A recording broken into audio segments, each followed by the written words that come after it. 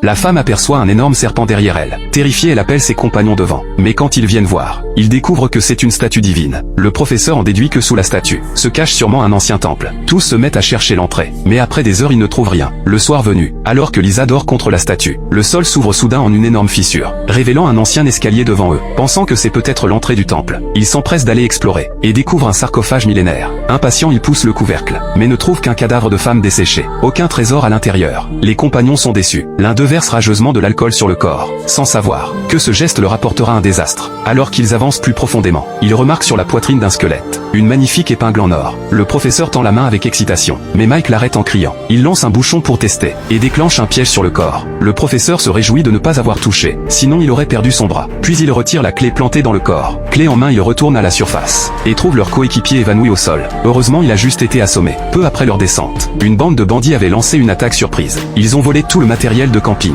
et ont enlevé Lisa, la petite amie de Mike. Mike l'apprend et devient furieux. Il veut immédiatement aller sauver Lisa, mais ses compagnons s'y opposent. Une dispute est sur le point d'éclater. Le capitaine intervient pour calmer les esprits. Il dit qu'il y a une oasis à proximité. Les bandits iront sûrement s'y ravitailler en eau. En partant maintenant, ils peuvent arriver avant eux. Le chef des bandits menace alors Lisa. Il veut savoir où est le trésor. Apprenant que la carte est sur Mike, le chef est enfin soulagé, car Mike viendra forcément sauver Lisa. Quand les bandits arrivent à l'oasis, Mike surgit soudain de son embuscade. Mais le chef ne panique pas du tout. Il menace Mike avec Lisa en otage. Inquiet pour la sécurité de Lisa, Mike lance volontairement la carte, et en profite pour dégainer son pistolet. Lisa se libère aussitôt de ses liens. Après avoir sauvé Lisa, ils traversent un long périple, et arrivent près d'une tribu proche du trésor. Ils échangent des provisions contre un guide.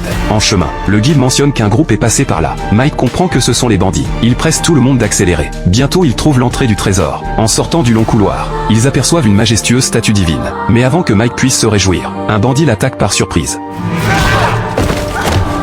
Il attendait là depuis le début, pour obtenir la clé de Mike. Le bandit force ensuite Lisa à ouvrir la voie. Plus tard, Mike se réveille et Lisa a disparu. Il prend ses armes et part à sa poursuite. Mais le souterrain est rempli de pièges. Aucun des deux n'ose tirer. Ils engagent un combat au corps à corps. Le bandit n'est pas de taille face à Mike.